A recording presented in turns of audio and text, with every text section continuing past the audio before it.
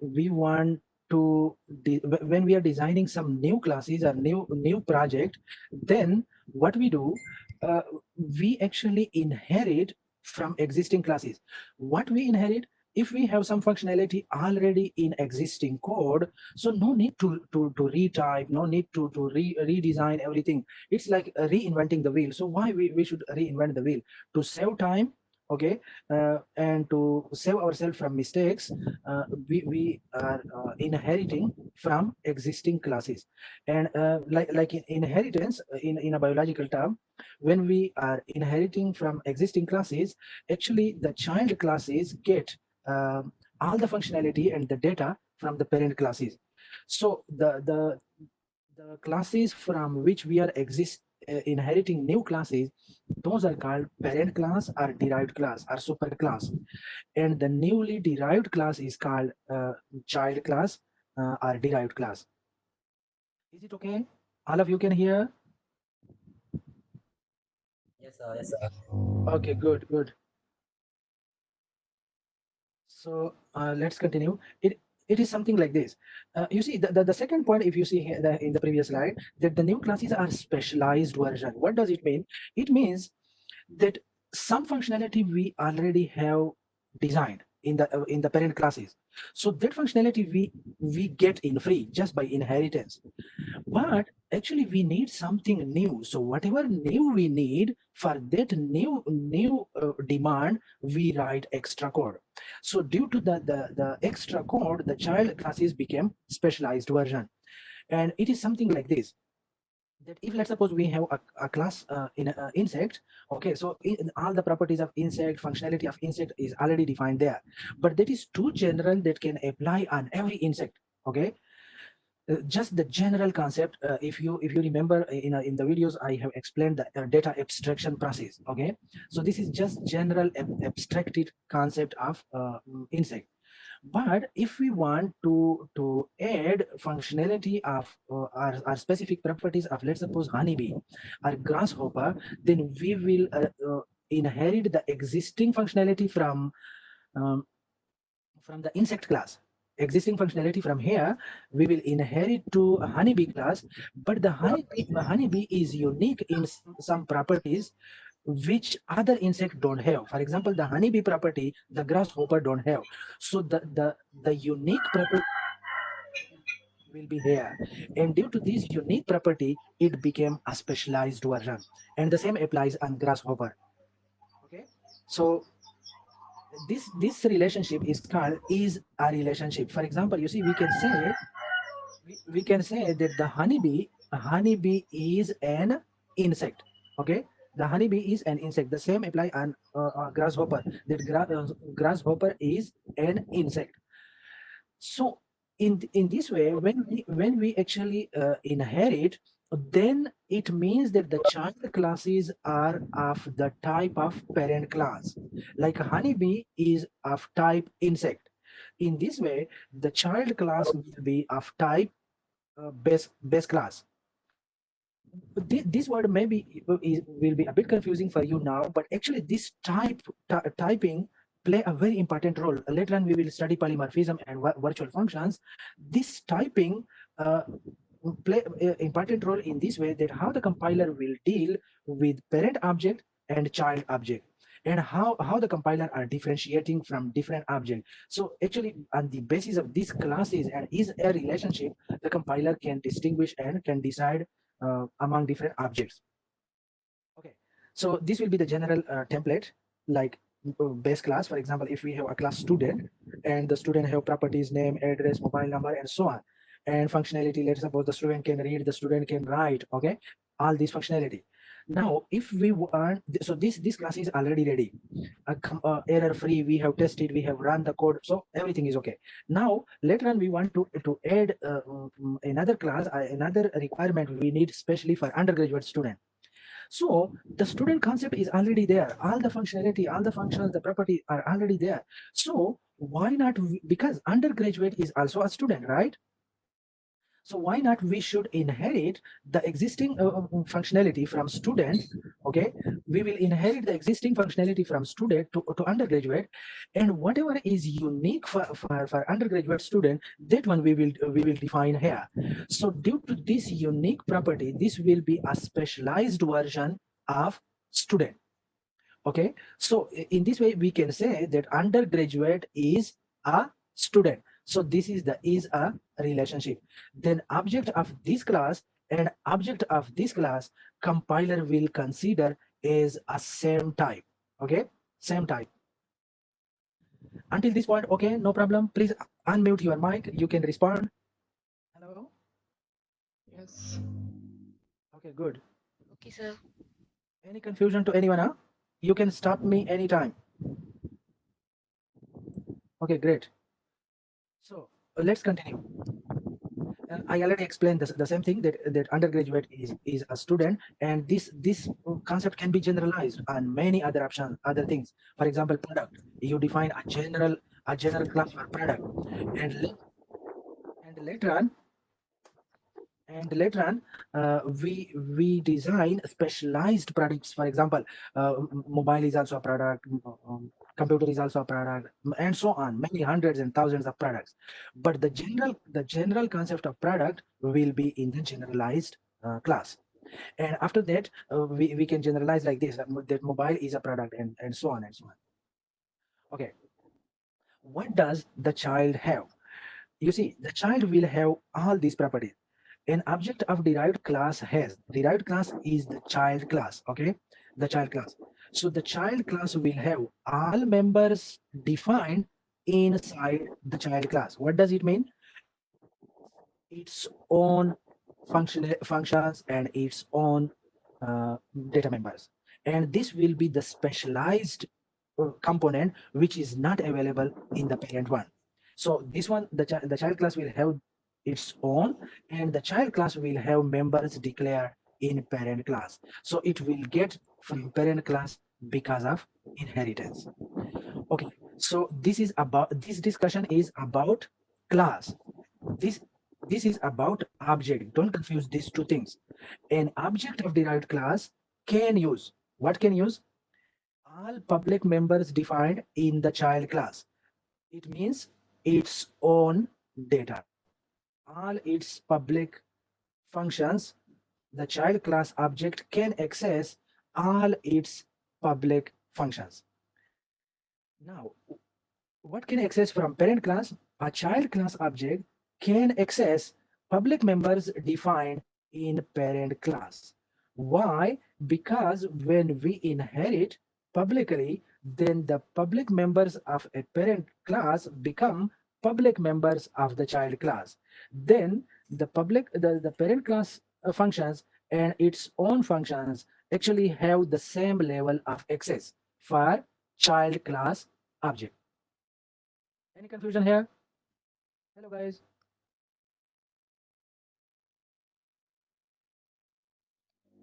No confusion. No confusion, Okay. sir. Okay, great, great. So let's continue. Uh, until now, if you remember, we have studied just two access specifiers. One is private, and the other one is protected. Okay. So now we are introducing a new one, protected member and member. Yeah, protected members in a class and protected access. Okay. So what is protected members? It is the protected members are like a private members. Okay, the but the accessibility by objects of derived class. You see, note this point. Derived class object only access, if you remember the previous slide, okay, only access public members. Okay, so in case of protected also, derived class object cannot access protected one also. So derived class object cannot access protected and cannot access private data members. It can only access public data members. And this at this time we are talking about object, not about class. Here, class access specification.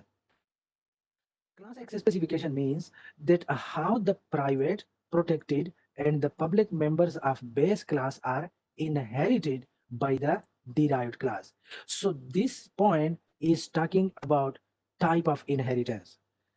How we are inheriting the child class from parent class. We are inheriting privately, or we are inheriting protectedly, or publicly. And we will discuss about this in detail. Okay, so you see class access specification when we inherit. So public object of derived class can be treated as object of base class. You see, I'm repeating once again. Object of derived class can be treated as, as an object of base class. Can anyone tell me why? Why treated same? Hello? Anyone? Wrong? Why they are treated? Actually, in the previous slide, I especially highlighted this point. Hello? Anyone? The simple answer is that you remember the relationship of type that in previous class we discussed. Okay, type. Like a honeybee is a type of insect. So for compiler, the type compiler is deciding on the basis of type. Let's suppose the base class is insect a student. Let's suppose the base class is a student, and the derived class is undergraduate student. So the type of both is actually student. The type of both is student. Someone is keep calling me. Wait, let me mute my. Okay, so the type of both, the base class is student, and the derived class is also a student, but unique one, undergraduate one. So the type is same. This is why the compiler is treating both as same. Now is they treat as the same type. Just the derived class is a unique type. Is it what you mean? yeah, exactly. Both are of same type. Okay, but the one is a bit unique from the other one, but the type is same. Yeah, so can I say that the I think people ask that they are is it base class called parent class or is it very different? Yeah, parent class, base class is also called parent class, and yeah, and also called superclass. Okay. So the question that I said that so the derived class is the object can be the public can be treated as object of base class means that the derived class is under the base class. Can I say so? Yeah, derived class is under the parent class. Yeah, base class. Yeah, but a bit unique. By uniqueness means that the derived class has a bit more properties which parent class don't have. Understand? Now it's clear, huh? Yeah, clear. Okay, good. Please respond like this, and all the other student also. When you are responding, you see, if I don't stop here, then I think all of you will be quiet, and the confusion will be still there, right? So if you respond, then I can understand what I should explain. Okay, and later on I will write coding. Then all these things will be hopefully clear. Is okay? Okay. So in other words, if I explain this one in other words, it is like this: that if let's suppose someone tell us to classify objects, so there are books, pencils, pens, and so many several mobiles. Okay, even though the mobiles are not same, of not the same model, of not the same company, but they are mobiles. So when you are classifying, then you will put all mobiles together, right? And all the books together, even though they are not related to the same title. Okay, they are not all about C++. Okay, but they are books. So when you are classifying, then you are putting all the books at one place, at one category, mobiles and the other category, pencils and pens are in other category. So in this way, actually the compiler, when classifying the object, then the category, the class for derived object and for parent class object, both the category is same. I hope now is okay. And this one is in the case of public. Okay, protected members, more restrictive than public, but allow derived classes to know details of the parents. It means what? It means that if the parent class has protected data members, okay, and the child class derive from the parent, the protected data members, maybe function, maybe data, then when we define object of the derived class, then the object actually cannot access the protected data, but at least know that these data exist there. At least know. By at least know means what? That the protected data members from parent just inherited to the child. It just store there as a data, okay, or as a function, but is actually not accessible to the child object.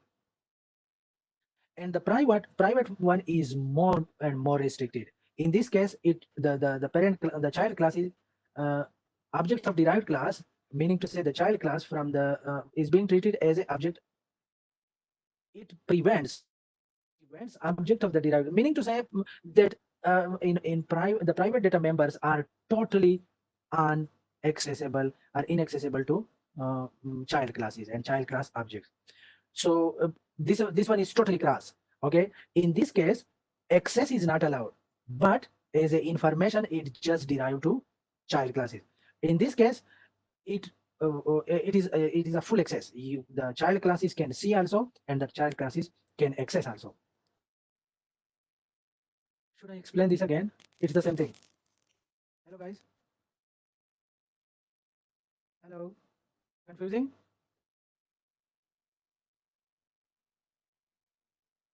Ah, okay, good. Anyone else? If any confusion, please stop me. Otherwise, I will go. Uh, I will proceed. Okay. So this one, if the base class access specification is left out when we are inheriting, and I hope you still remember the inheritance, that we for the inheritance we are using this colon, like class test inherited from grade. But here we didn't specify what type of inheritance: public inheritance, protected inheritance, or private inheritance. So if we don't specify, then the default one will be private. Is it okay? Huh?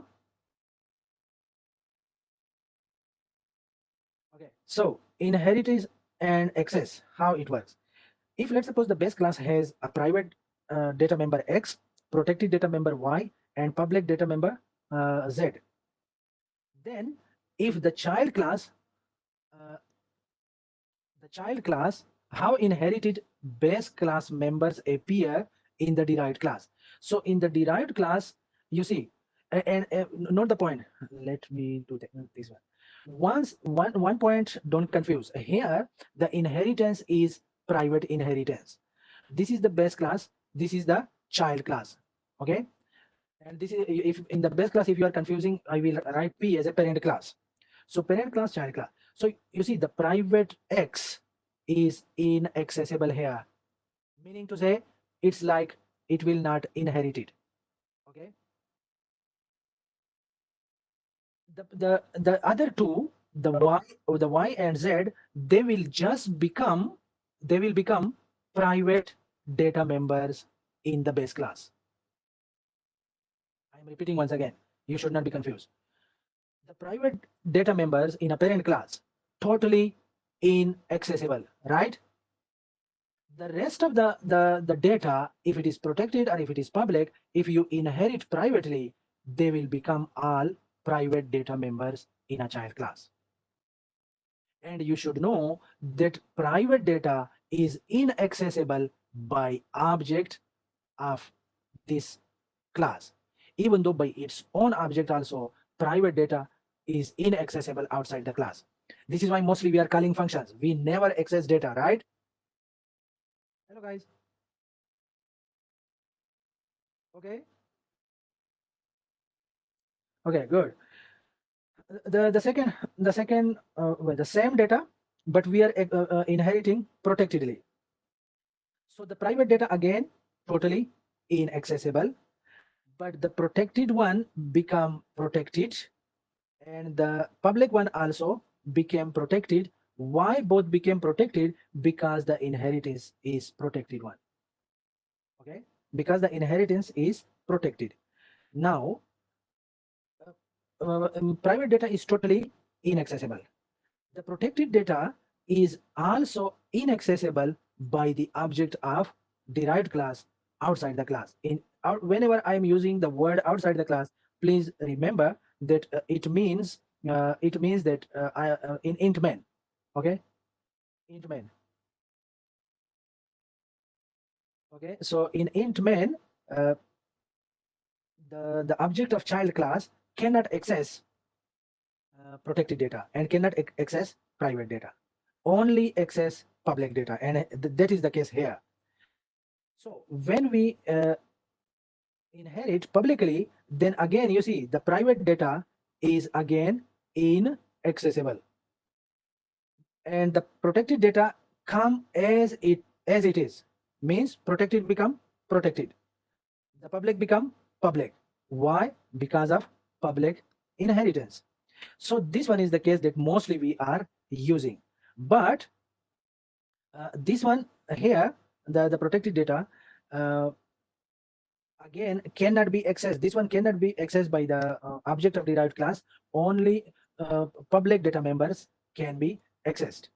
But this one, you see, not the point, don't confuse. This slide is mostly about appearance, not about accessing. How these data from the parent class, how this will appear in child classes. I hope is clear. Okay, so this is example that if the grade class,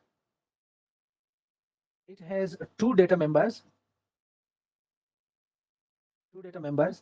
one character and one float score, and this is a private function, and these are the three public functions. Okay, so you see class test, this is a new test class, and this is inherited from grade. Yes, this is inherited from grade. Okay, so when this is inherited, but how? Publicly inherited, then if you see here, this is a child class. Parent class has three data members, three functions. Child class has its own, here is its own three data members and one public member function. After inheritance, and what type of inheritance? Public inheritance. You see here is mentioned public inheritance. After public inheritance, it will look like this. You see, the private is the same as its own. This private data didn't came here. Why? Because it is private. It is inaccessible. Okay. And if you see here, it's here was its own one function only. But after inheritance, it has 1, 2, 3, and 4. Now it became 4. Why became 4? Because these 3 came from parent. And why they came from parent? Because they are public members, and the inheritance is public inheritance. This is why the public data members become part of the child class. Any confusion here, please? Huh? Any confusion?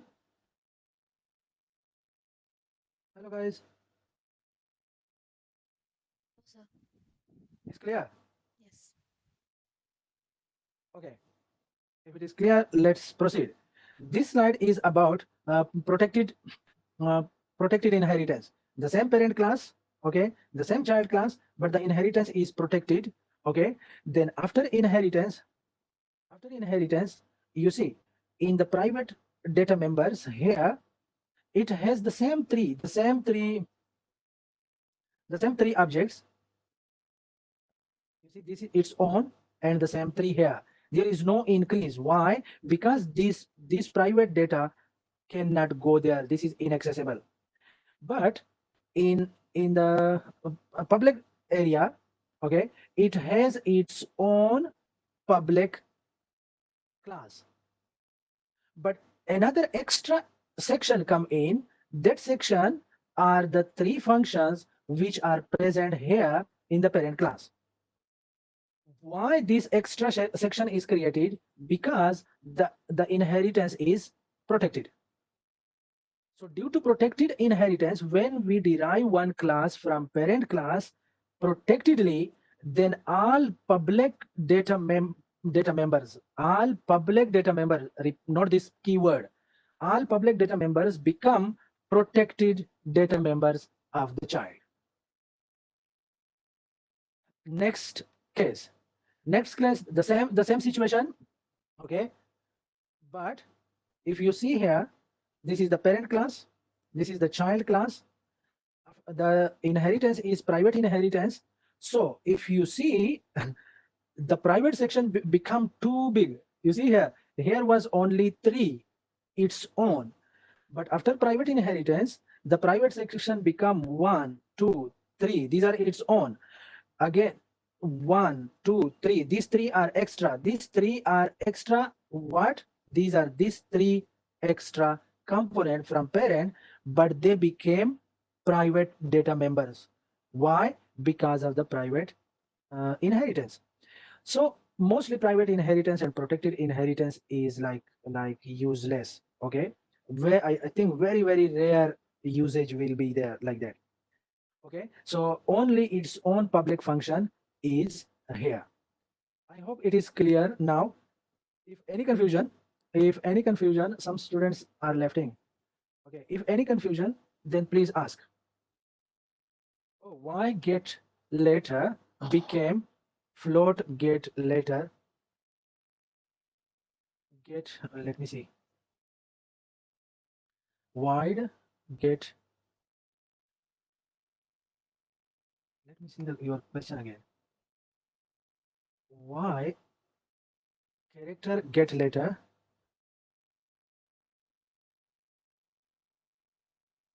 Oh yeah. Uh, yeah, very good. This is, I think, it cannot change. It type cannot be changed. It must be the same character. Okay, the same character return type. It is typo. Okay, because if you see here, this one is float. It exactly come as a float. This one is wide. It exactly come as it is. But this character became float. This is typing mistake. Yeah, it's a typo. Yeah. Okay, great. I will check it. If it is not an image, I will change it. Thanks for the correction. I also didn't look at this. My main focus was only on the accessing. Okay. Any other question? Yes. Good point. What if there is protected members in the parent class and it use the private class access in the child class? Okay. Your question is a bit not clear. If the data member is protected here, okay. Let me create protected. Okay, by P I means protected. Int C, let's suppose. Okay, int C. What if there is a protected member in a parent class and it use the private access class access? This one, by this one is a bit confusing. You mean that the inheritance is private inheritance? What do you mean, Lim? Hi, Lim. Hello, Lim.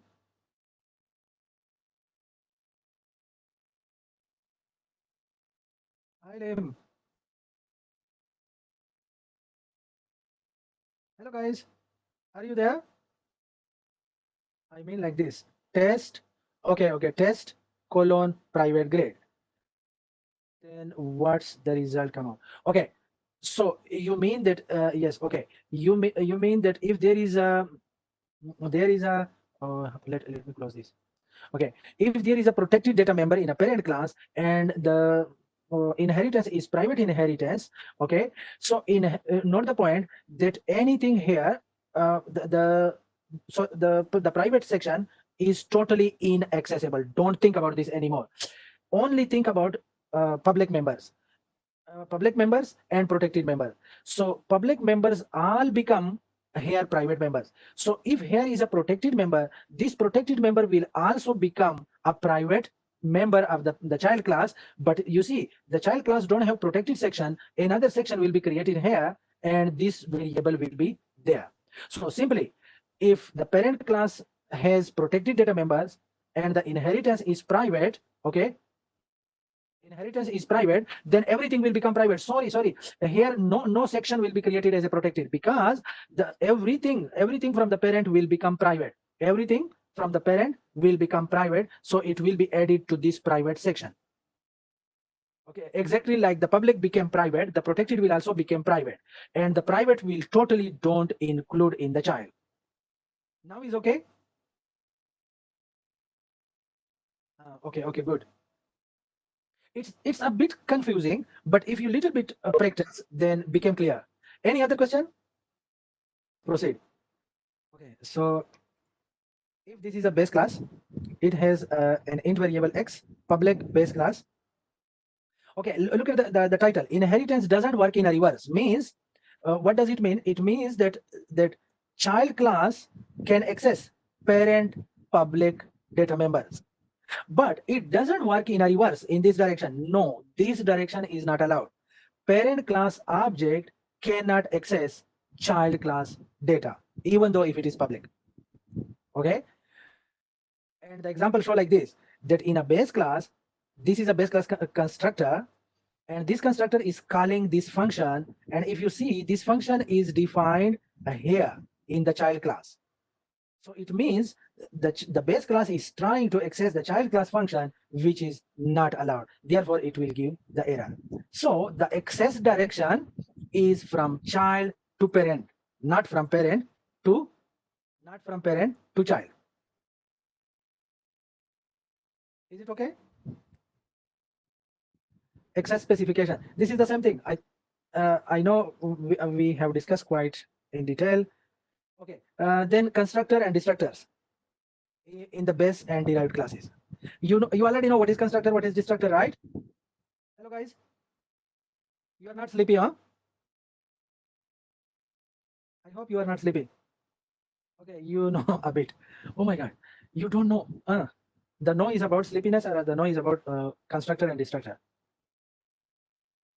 Okay, good. So please don't sleep yet. Okay. So constructors are the public functions in any class which are called automatically when object is created. Destructors are those functions which are called automatically when the program ends and clean up all the memories, simply deleting all the objects. Okay. So if there are constructor in base class and there are constructor in child classes, what is the relationship and how it will be deal with each other? So let's talk about that. Derived class can have their own constructor and destructor, of course. Okay, so the child class has own constructor and destructor. When an object of derived class is created, object of child class is created, the base class constructors is executed first. Not the point. I'm defining again. Constructor will be automatically called when object of that class is created. Okay, not the point. I may be right in front of you. Okay, that constructor is called automatically when object of that class is created. Now look at this one. When object of derived class, when the derived class object, the child class object is created, the base class constructor is called first. Why? First, the parent, you see, it means when the child class constructor is, the child class object is created, two constructor will call. One its own and one its parent one. But the order of calling, which one will call first? So the parent one will be called first and the child one will be, the derived class constructor will call after that. If you remember, in the class I told you that this is because that child is not possible without parents. So first of all, the parents should be created, then the child can be created. Is okay now? Okay, good. The next point, when an object of derived class is destroyed. We are talking about destructor, not the point. Derived class, child class object is going to destroy, then what will happen? Its destructor is called first, then the base class destructor. You see, in creation, parents are first, but in deletion, childs are first. Can anyone have some idea why? Because why it is like this? It looks unnatural now. In our daily life, naturally parents uh, born first and die first in natural way. Okay, but in a computer and in this inheritance case, parent class constructors will call first to create parent objects first, then child objects. But when they are deleting, then the child class objects will be deleted first, and the parent class objects will be deleted after that. Any idea why? Hello, guys. No idea. Anyone? Anyone, please? Hello, guys. No? Okay, it is like this. That let's suppose how I should explain in the same slide. Okay, let me try.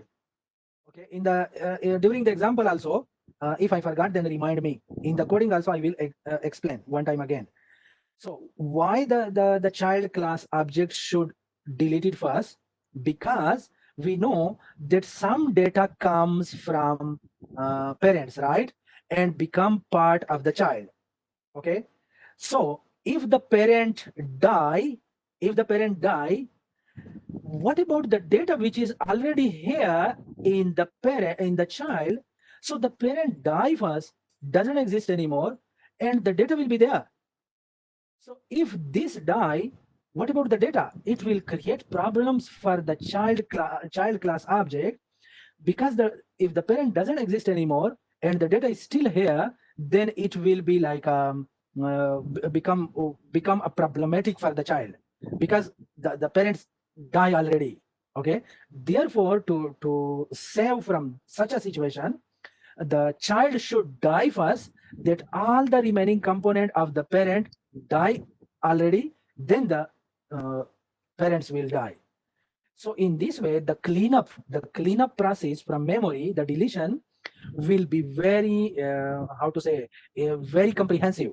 Nothing will be left in memory in such a way that doesn't belong to anything.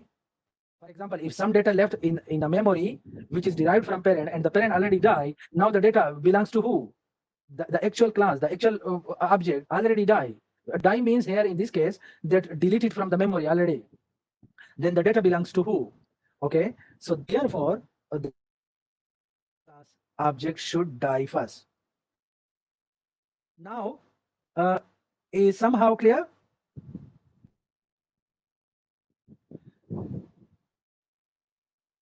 Can anyone explain in your own words now? Who will explain in own words? Open your mic. Unmute your mic.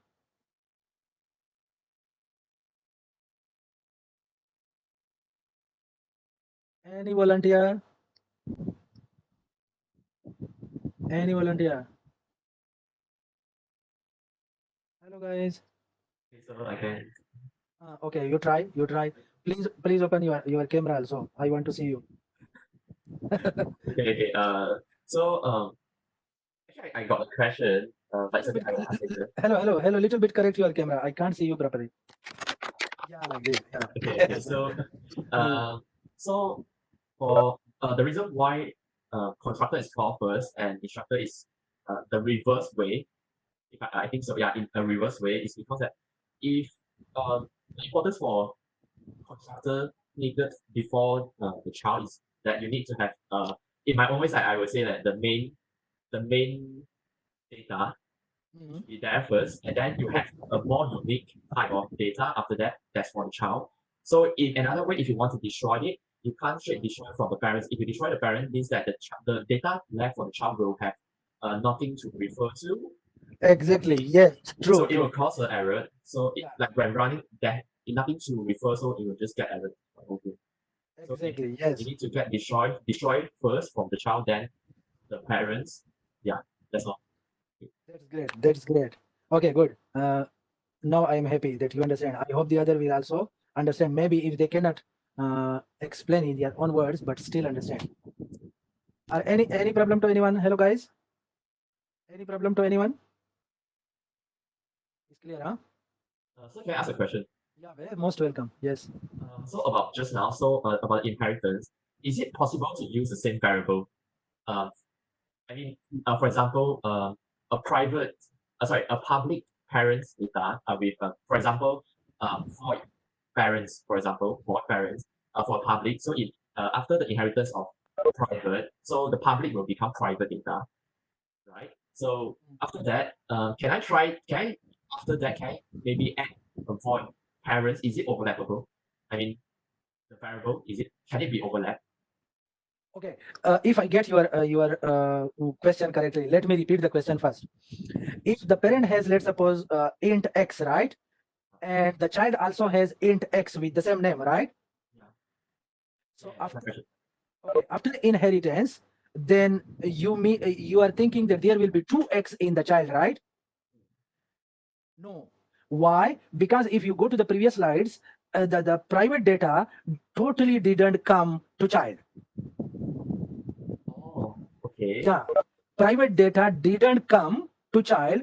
So if there is the same name of data, int x and int x in both, so no problem, because the parent one is not coming to child.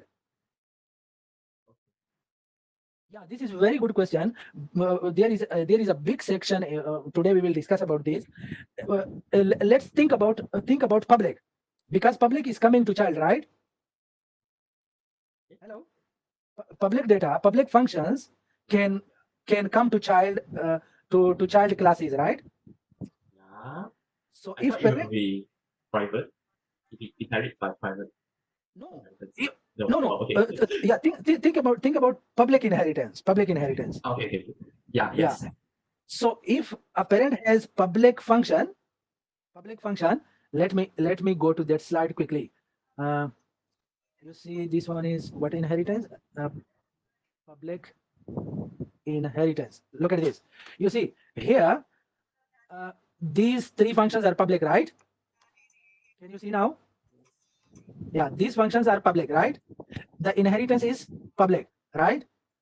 So these functions, when come, they became public, right? Now, your question, your question was about data. You see, the private data didn't come here. Oh, It that's what you didn't mean. come. It didn't come here. So if here is int x, okay, and here is its own int x, so this int x doesn't come here. No problem. Understood. Clear, huh?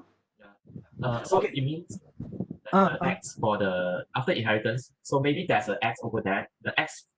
Mike, you are listening songs, huh? Okay. Yeah. Understood. Okay. And now, uh, because this is a good question, I want to link with one another concept. So you see, the public data members are coming here, right? Now, if let's suppose here one function has the same name, let's suppose get letter, okay? If we define here again another function with the same prototype, character get letter, then what will happen?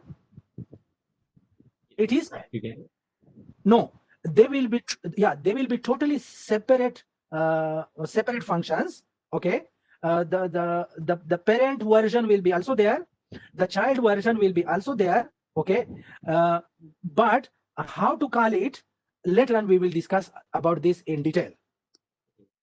But until now, you just all of you just note this point, that the parent version of the function and the child version of the function both will exist in child class. and both will be accessible by child class object. But is a bit confusion that two functions with the same name and both are accessible, how the compiler is deciding which one to access, right? But don't worry, I just create a question in your mind. We will discuss later. Is okay? Okay, so yes, that's very clear. Okay, good. So let's come on to this. Yeah, this is just example. Should we write one example now? Huh? Okay. Let's write one example. I'm using the online debugger, okay, the online editor, because I'm using Mac. In a Mac, if I want to use Xcode, it is quite heavy. So this is why I'm using the online editor. So actually, I have created several example already to save time. Can you see my screen clearly? Okay, so if I go through this, then I think it will be a bit time saving. So let's suppose we have a class grade activity. Okay, okay. This grade activity has a private data member. Only one private data member, which is called score, and public function. This one is what? Constructor, and it is mentioned default constructor. Why default? Note the point. Default constructor is that constructor which don't have any arguments like this. Okay, which don't have any arguments. It is called default constructor. Okay, and another constructor which has argument. When it has argument, then it is not anymore a default constructor. And now we can say constructor overloading. Constructor overloading means that two constructor with the same name, but there is a difference only in the arguments. And the same concept apply on any functions also. When there are several functions, you think generally, maybe not about inheritance. Generally also you can define many functions with the same name, but there must be a difference in the arguments. Otherwise, if there is no difference in the arguments, then compiler cannot differentiate. Okay, so these two are constructor. One is default, the other one overloaded one. Now a mutator function, this is a set data or set score, and it has one argument, and the argument will initialize the score. Is okay? Hello guys. Okay, good. Now another function, get data. This will display return the, you see its return type is double, so it will return the score. And the other function, get letter const, you see this function is called, this is just in this set score we are calling another function, the get letter, and this one is the get letter function which we have defined outside the class. And when we are defining, you should remember that when we are defining a class outside the class, then we will use the class name, okay, and scope resolution operator. And this character and this is the return type the same. This get letter is the same function name. Okay, the only thing that we must use class name and scope resolution operator. Okay, and this is the coding that if the score is more than this, then grade A, more than this, then grade B, more than this. I think quite clear. And finally return the letter according to the score. Clear now? Hello guys. I hope yes. Okay, now in int main, you see in this example we are not writing inheritance yet. In the next one we will do. Okay, in int main we are creating one normal variable. This is not object. Okay, this is just normal variable with the name test score. Okay, this one is the class name and this one is the object. The test is the object, this one is of type grade activity. Now we are getting value for the test score from the user. This is why display a message and using cin function to get the score from user. And then you see test dot to call a function set score, we send the value that we got from the user, we send to this set score function. And then we call another message, and then we call the get letter function, and in this way we will get the letter according to the score. Any confusion in this coding? No, good. Anyone else, please? Hello, guys. If you can't understand like this, then I will type.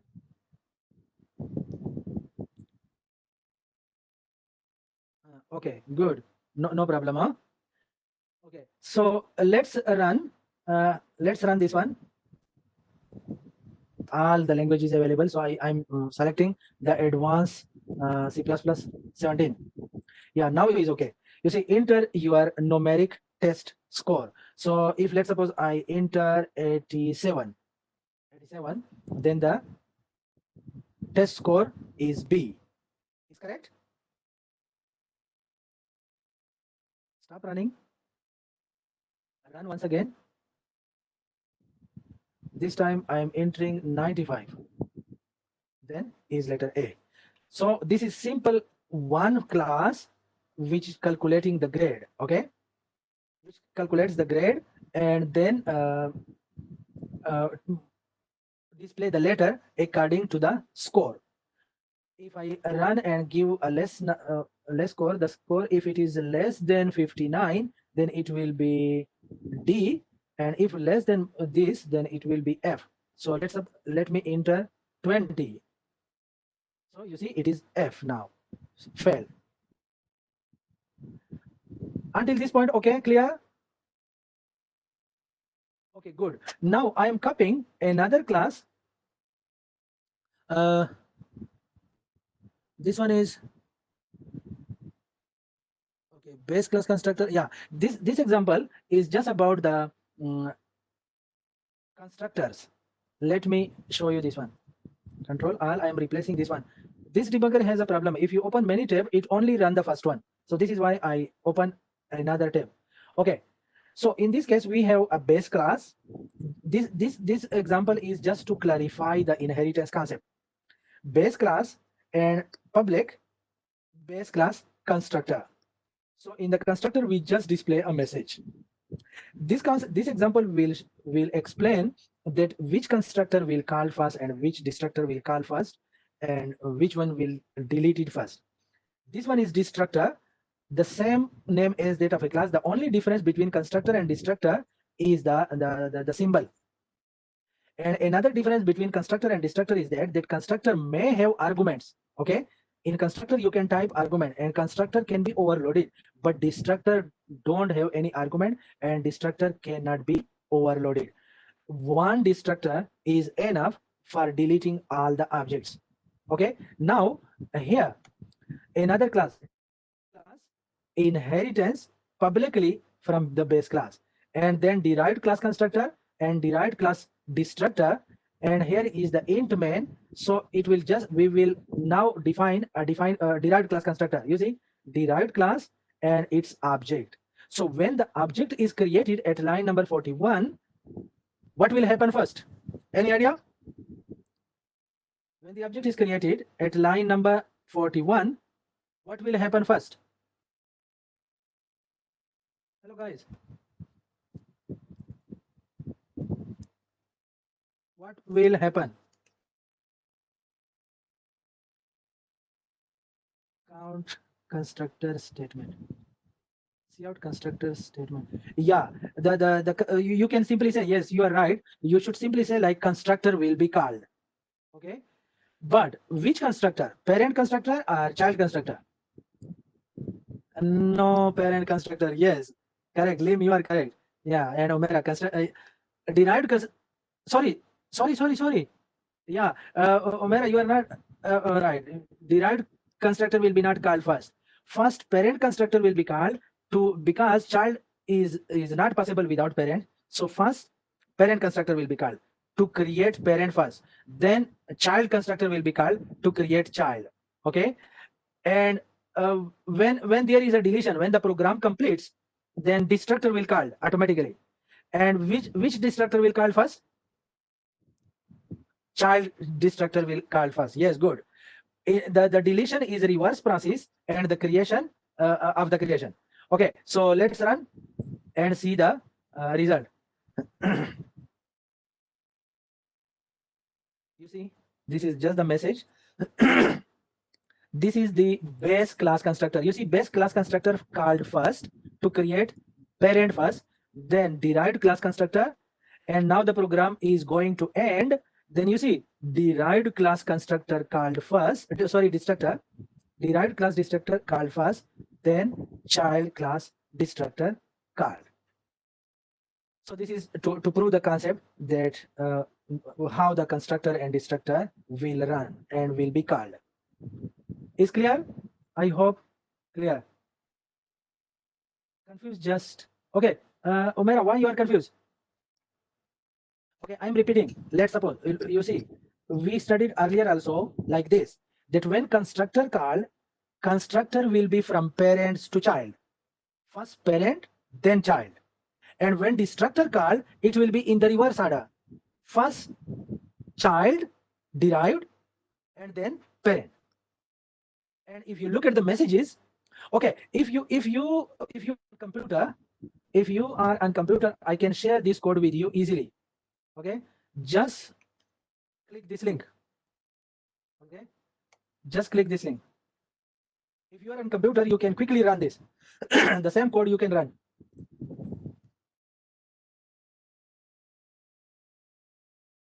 Okay, good. Oh, Umera, now the concept is clear. Okay, good. That constructor like top-down process and destructor bottom-up process. You are on mobile or computer. If you are on computer, you can get my code quickly, right? I will share the code in this way. It is quite faster way. You can easily get. The other students are really there. Hello guys. Okay, let's see.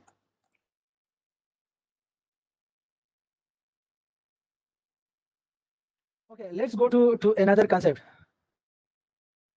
Last connection. No problem. Of course, you lost connection. Leave research. Now, okay. That now, okay, this concept, yeah, I think this concept we didn't study yet. Copy, create another tab,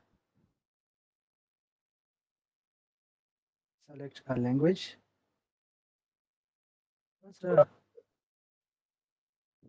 Okay, before running this example, I think we should study the concept first.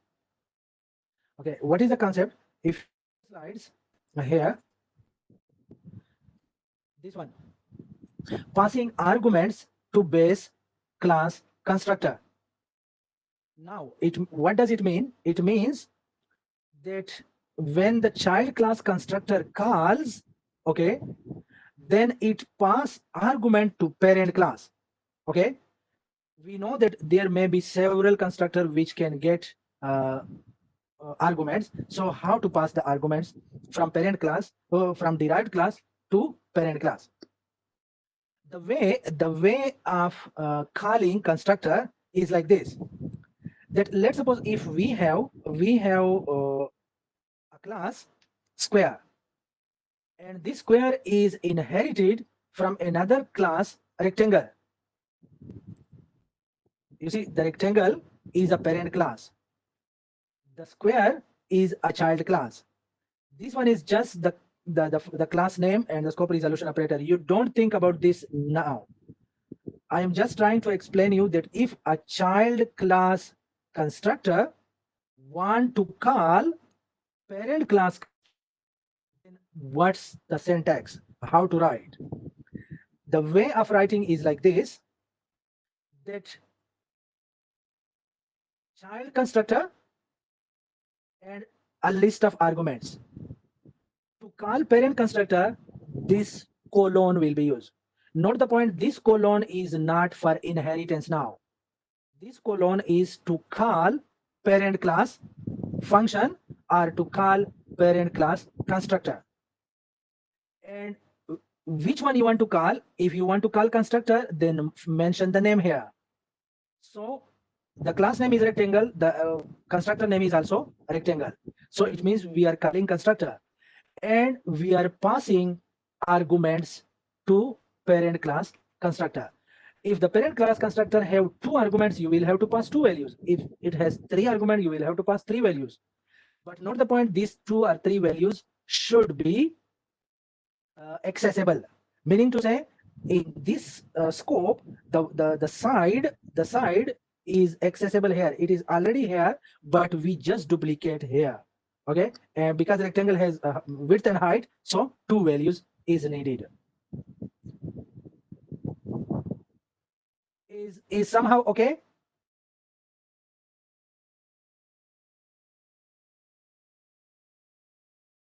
Okay, good. So let's go. Let me see this one. Yeah, derived class constructor. This is the same explanation. I think no need further. We have already explained. This one is the different concept. So now let's come to the coding. In the coding is the same concept now. The same example. You see, class rectangle. Private, it has length and width. Public, rectangle, this is constructor, but default constructor. Why it is default constructor? Because it doesn't have any arguments. Okay, it doesn't have any arguments, and we just initialize the length and width with default values. Why with default values? Because here is no arguments to initialize with.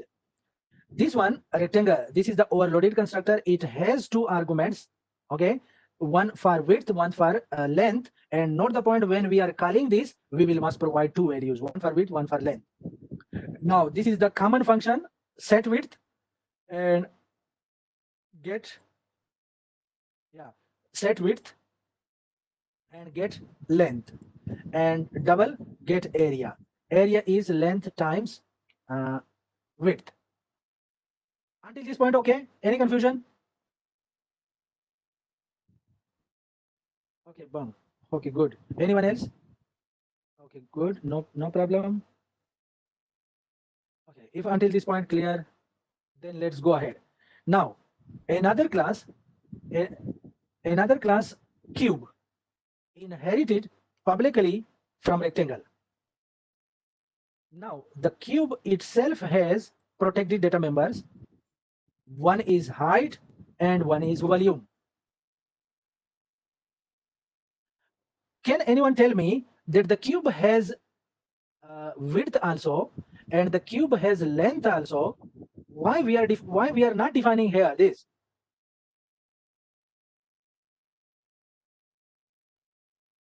Cube, I'm repeating my question again. Yes, good. This is the answer. That the length and width will be inherited automatically from rectangle. Okay, it will be inherited from a rectangle. So we can use that. Okay, we can use the parent class data. Okay, don't confuse in the previous thing that this is private data. It will not go to child, it will not go, but we can get through parent class object, not child class object. Okay, we can get that one. This is why no need to redefine the width and length. So only height. This is why it is specialized now. And volume. You see, cube has a volume and rectangle has an area. Okay. Now, cube function, sorry, cube constructor. But if you see here, the cube constructor is calling. Don't confuse this colon with inheritance now. You see, at line number 29, the colon means inheritance. But at line number 36, the same colon means calling parent class constructor. If confusing, then I'm typing calling parent class constructor. Okay. So when calling, then you see, in this case, parent has 2 constructor. One is default constructor. I think I should write here default constructor, because you see here we are not passing any arguments. But in this case, in line number 38, look at this. This one is quite different from the other one. Cube, but the cube has 1, 2, and 3 arguments. 3 arguments we define. And actually, you see here, the cube has its own one height. And we are defining here 3 in that. Why 3 in that? Because the length and height will be sent to parent class overloaded constructor. And note this point that you see here, we are again not using the word double W and double length. Why? Any idea why?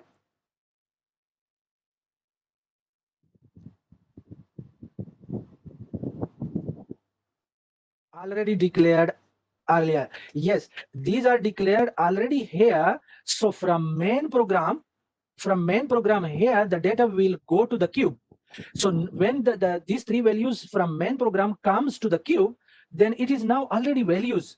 Then just pass to parent class like this, okay, and call the function. One answer, another answer. When we are calling a function, this one is the definition of function, okay. Actually, this one is the definition. So, and this one is the calling. So when we are calling a function, then no need to specify the data types like double, int, just pass the value. Okay, so the cube has 3 arguments. The height is used by itself, and the W and the length is sent to parent. Can I ask one question if you don't want to ask? Hello guys. Can I ask one question? Okay, sure. So my question is that here the cube has 3 arguments. The h is used by himself. Why he is sending the 2 to parent? Why he is not using all 3 by itself?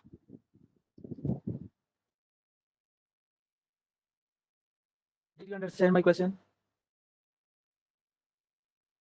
Calculation declare in parent class. Somehow you are right, but I am looking for correct answer. Height is protected. No. If height is protected, if height is private, height is cube own data.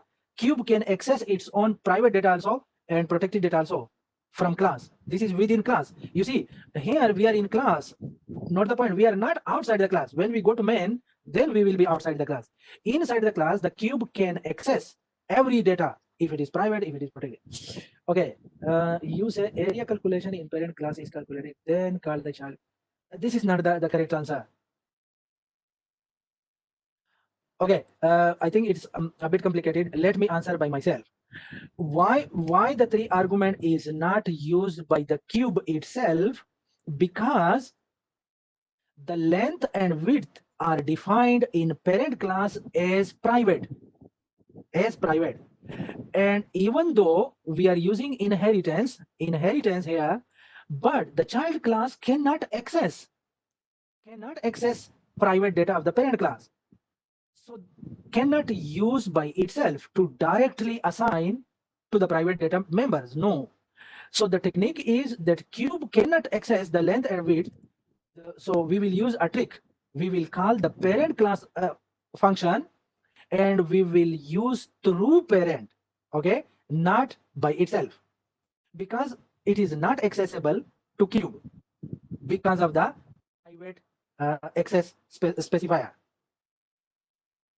Is okay somehow? Hello guys, are still confusion? Not clear? Length, yeah, this is the length. Yeah, the length and width, these are means x access the answer for area instead for accessing W.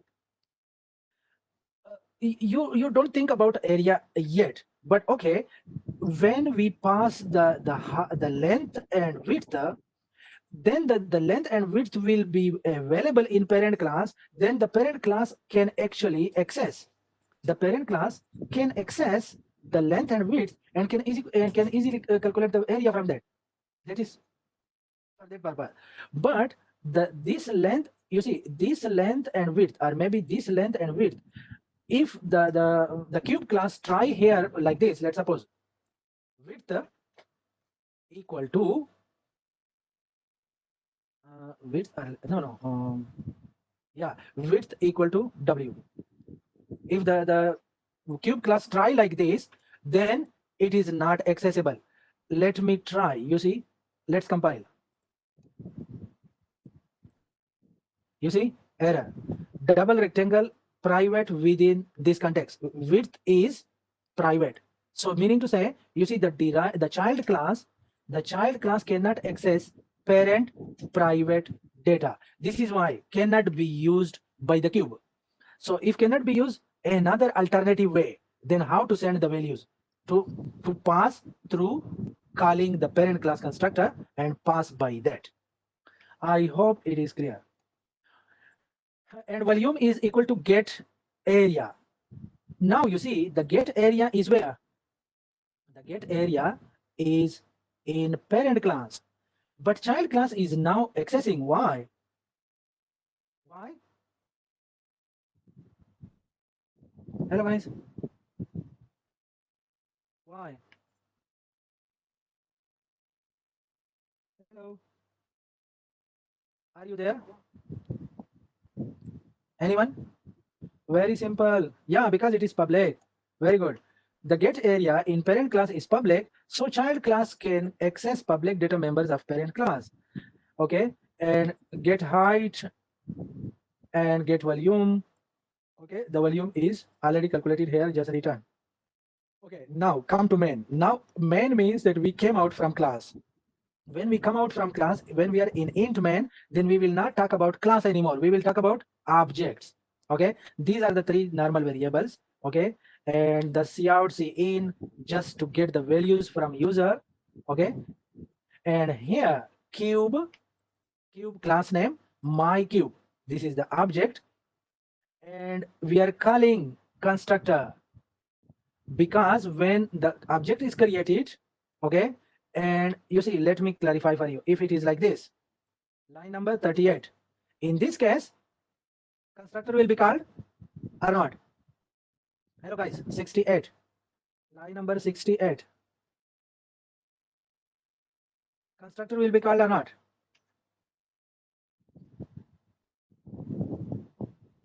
Hello, anyone?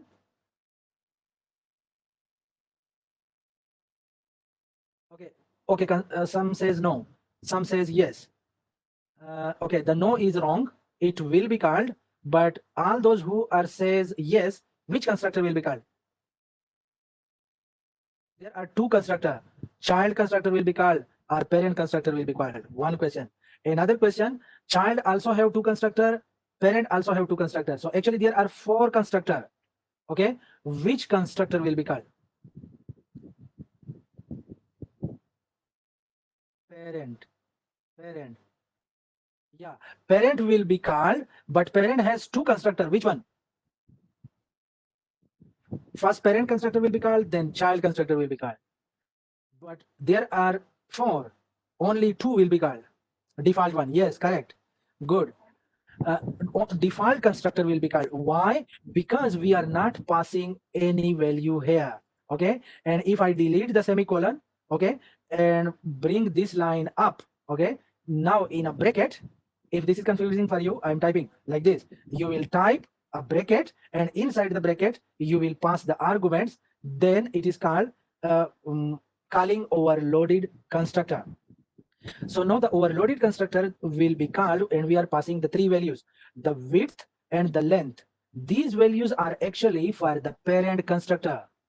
Only the height will be used by the cube. Okay, and when that is called, when the overloaded constructor is called, in at the same point, you see the overloaded constructor will call parent constructor here. Where is it? This one. Yeah, it will, the child constructor will call the parent constructor, and the two values will be passed there. Okay, so until this point, and these are the just message, and then cube.get width, cube.get length. If you look at the code, get width is not defined in child class, it is defined in parent class, but child class object can call parent class public function.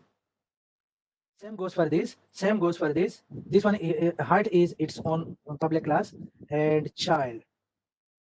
Yeah. And this get area, get cube. And if we run this coding, hopefully now, yeah, enter the dimensions of the cube. Width.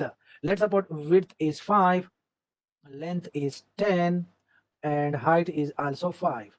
Okay, so here are the cube properties: width 5, length 10, area is length times width.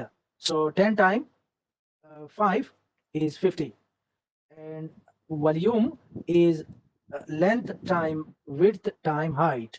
So meaning to say 50 times 5 again, so 250.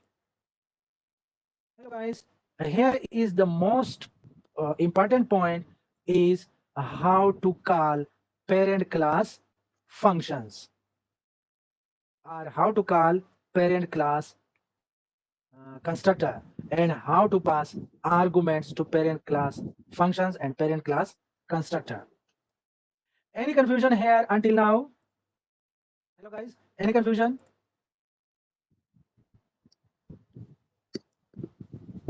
Clear? Okay, good.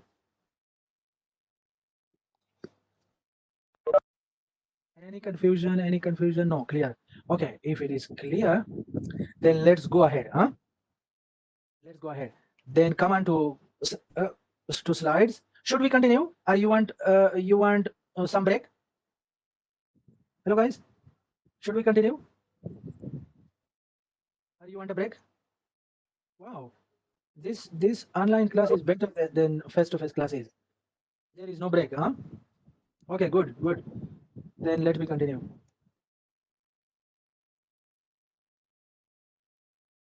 Okay, so then redefining base class functions. This is, if you remember, this one is related to the question that last time we were discussing. Redefine base class functions means that one function is already defined in the class, in the base class. Now we are defining the same function in the derived class. Then how to do it? Okay, you see, redefining a function in a derived class that has the same name and same parameter list as a function in the base class. You see, normally it is actually not allowed in normal programming, meaning to say without inheritance. In one class, you cannot define two functions with the same name and same parameter list. No, it is not allowed.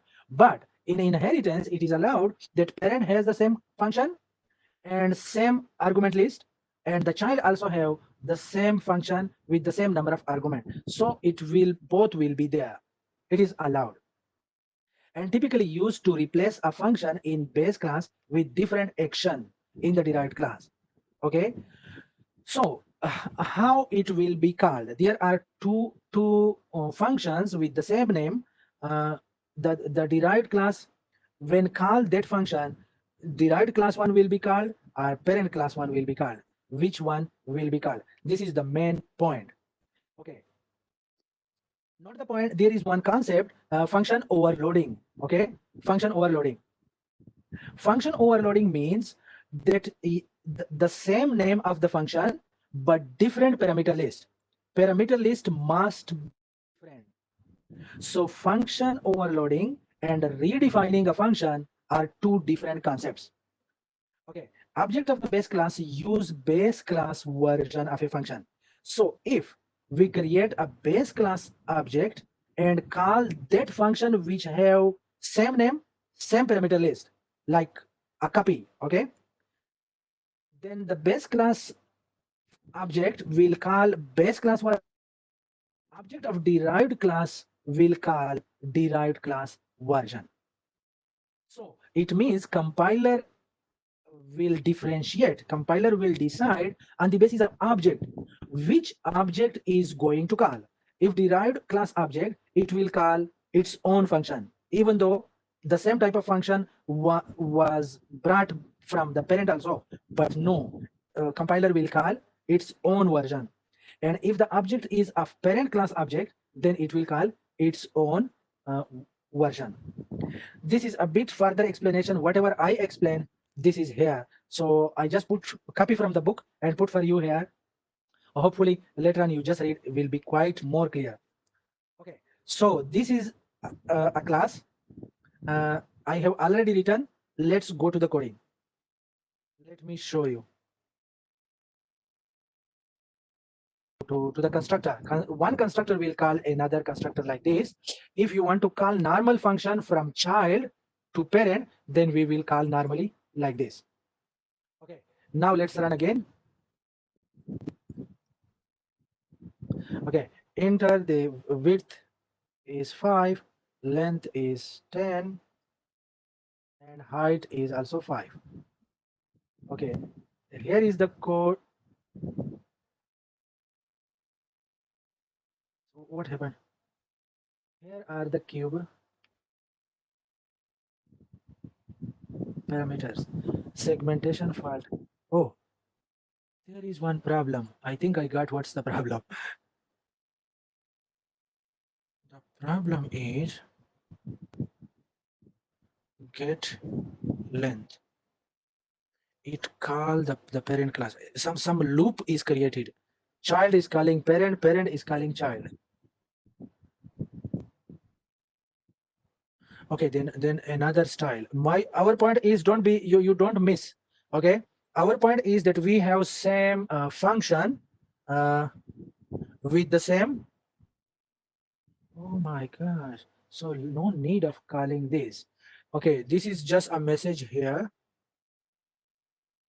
Okay, just for the concept, just a message here, and the other one, but this one should be void now because to don't return anything.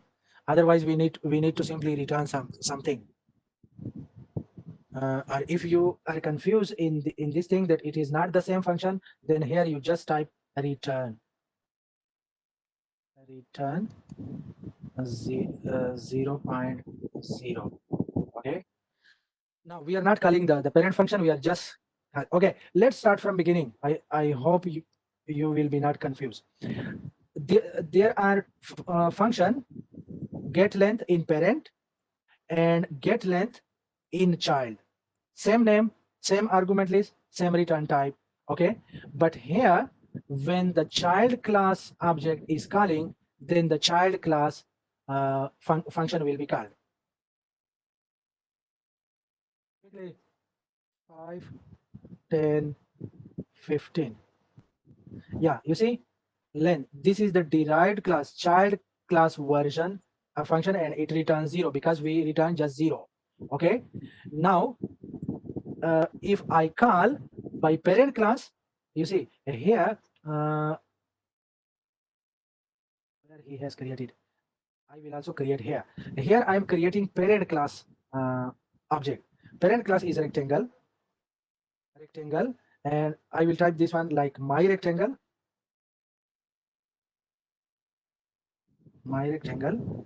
Okay, just create the object, and now with this object we will call the same function one time again. Here I will type the same sentence like this and we'll paste here, but just replace the my cube by my rectangle. Until this point clear? Hello guys. Hello. Okay. Yeah. So you see the same get length function one time calling by child class object, and the same get length function another time called by parent class object. Okay, now let's see. 5, 10, and again 5. Yeah. So you see, first time was called the child class object is calling its own version, and the parent class object is calling its own version. So compiler decide on the basis of object which object is calling the function. Then the version will be selected accordingly. Okay. So this is a bit complicated, I think. But if you go through the coding or if you go through the slides, then I hope it will be clear. If it is not clear, and if any one of you have any question, I can explain again and again. Please. Hello, everyone. Let me drink a bit water. Sir, so the compiler will decide which function is used by depending on which class name is used. Yeah, you are correct, but the word your wording is not correct. You don't use this one, which class name is used. You change this wording by object, which object is used. Okay, you see here, this one, this is not class name, this is object. My rectangle, my cube. Okay, these are objects. So I need some time to digest. Okay. Anyone else? Anyone else?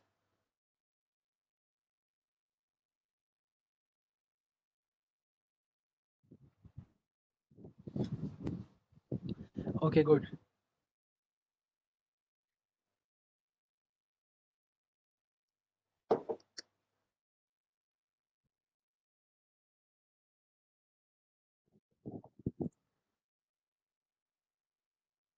Okay, so let's go to the slides. Only one final concept, then we will finish the class. And that concept is also related to the same concept that we discussed now. The concept was what? That there are two functions with the same name, and both exist, one in parent and one in child. Okay, so how it will be called? So this is okay in the case of simple inheritance. Simple inheritance means that if one parent class and one child class, actually the inheritance can be multiple also. Multiple in this way, then two parents are possible. One class is derived from two parents. It is also possible. It is also possible. Let me draw here. Yeah, it is also possible that one parent and two child are derived from the same parent. And you can go this line like this also, you see, and this one is inherited from this. So if you inherit this one from this, it means this one is automatically inherited from this one also, because this one is inherited here already. Okay, so when this hierarchy increases, the tree increases, then there is one confusion. Okay, that confusion, towards that confusion we are going now. So one scenario is this, another scenario is this, that two parents, okay, and one child is derived from both of these two. This is also possible.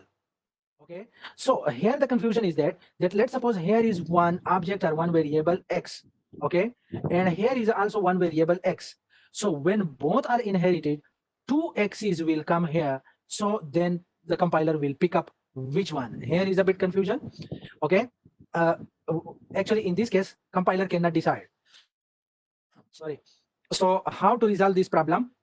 That is a very fundamental concept in object-oriented programming, which is called polymorphism.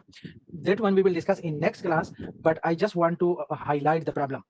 Okay, one is this scenario. One is this scenario, that let's suppose here is one variable x or one function with some name, and here is also one a variable or function with the same name, and then this one is derived from both. So these two values will come here. Then compiler will be confused how to deal with this.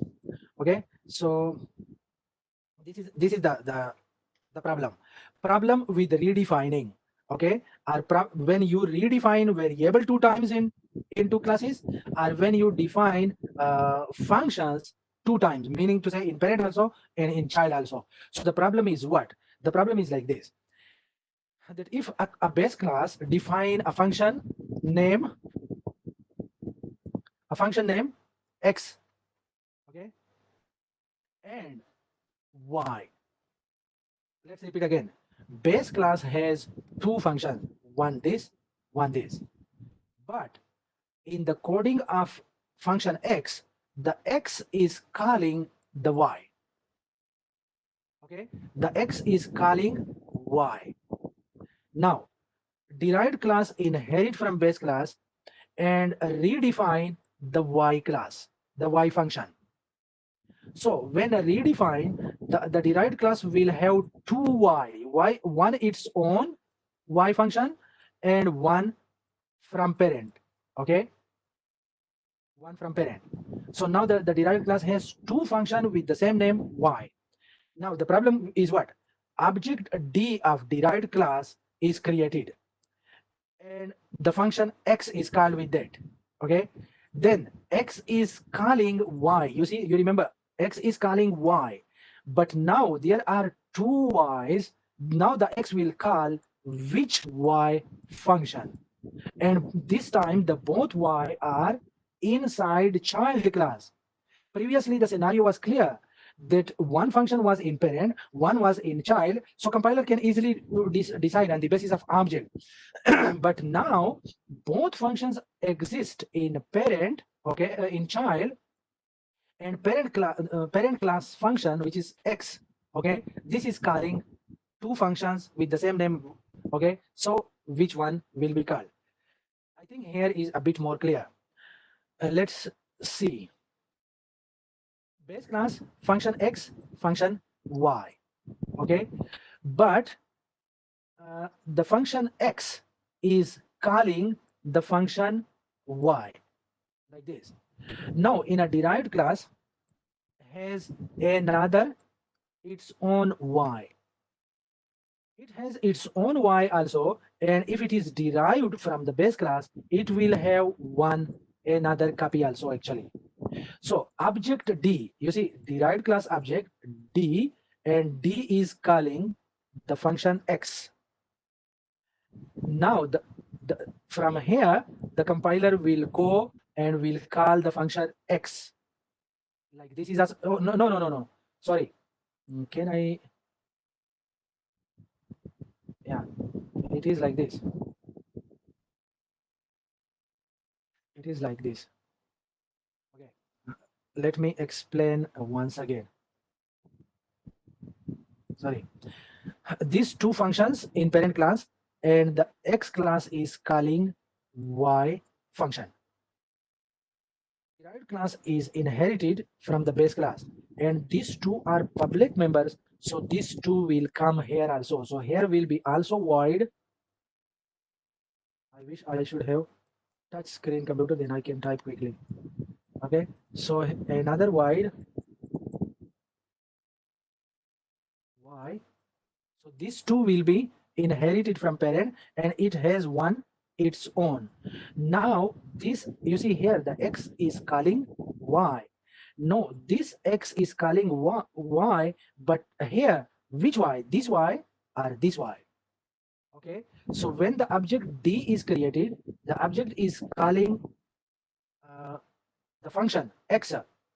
Okay, so it will call its own x, but the x again calling function y, but which function will be called? This function y or this function y?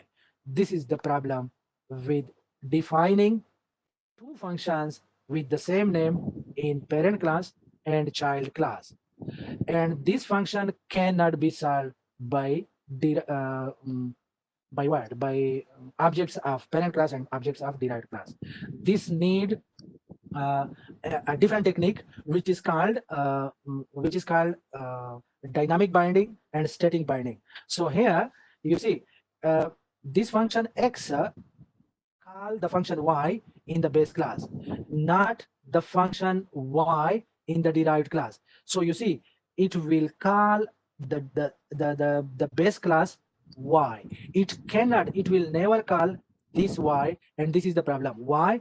Because the decision is taken by the compiler at compile time. When decision is taken at compile time, this is called early binding or static binding. Okay, another term is called dynamic binding, okay, or late binding. And late binding we will study in next class. Okay, so what does it mean by early binding or static binding? It means that compiler look at the what is called the object. Okay, the object is derived class object, so it will call derived class function. Okay, so the derived class function x, this one, but this decision that it will call which y. This decision is taken during compile time, because when the compiler were compiling the coding in X here, then compiler saw that the X is calling Y, and then the binding is done at that time. Okay, so the binding has been already done, that the function X will call function Y, but which Y? The parent Y. It cannot call the this Y, because this Y and these two functions comes here after compilation. Why after compilation? Because after compilation the inheritance will occur, and the decision is taken during the compilation time. I hope it was quite a bit clear. If not clear, don't worry, next class we will start from the same point. Okay, so until now I want to stop at this point. What's the time? Okay, we still have some time. Okay, any question until now? If inheritance from two parent class to one child, do we declare within one statement or separately? We will declare in one statement. Yeah. Okay, let me show you. Let me show you. Okay.